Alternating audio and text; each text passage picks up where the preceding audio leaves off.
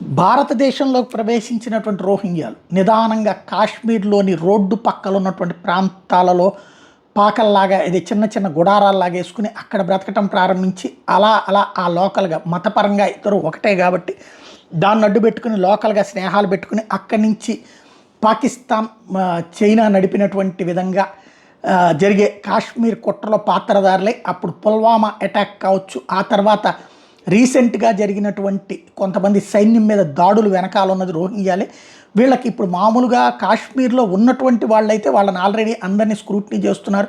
ప్రతి ఒక్క డేటా ఉంది సైన్యం దగ్గర కానీ ఎన్ఐఏ దగ్గర కానీ ఈ రోహింగ్యాలది డేటా లేదు. వీళ్ళే చేస్తున్నారన్నటువంటి విషయం కనిపెట్టినటువంటి కేంద్ర ప్రభుత్వం లెఫ్టినెంట్ గవర్నర్ ఇచ్చిన నివేదిక ఆధారంగా యాక్షన్ తీసుకోమంటే తాజాగా జమ్మూ కాశ్మీర్ లెఫ్టినెంట్ గవర్నర్ టోటల్గా ఎలక్ట్రిసిటీ వాటర్ సప్లై రోహింగ్యాల ఫ్యామిలీలకి ఆపేశారు. పోలీసులు అక్కడ క్రాక్ డౌన్ నిర్వహిస్తున్నారు. ఎంటైర్ సపోర్ట్ బేస్ మొత్తాన్ని కూడా యాక్షన్ తీసుకునేటటువంటి ప్రయత్నం చేస్తున్నారు. లాజిస్టిక్స్ మెటీరియల్ సపోర్ట్ ఇచ్చేటటువంటి వాళ్ళ మీద కూడా కేసులు నమోదు చేయడానికి సిద్ధపడుతున్నారు.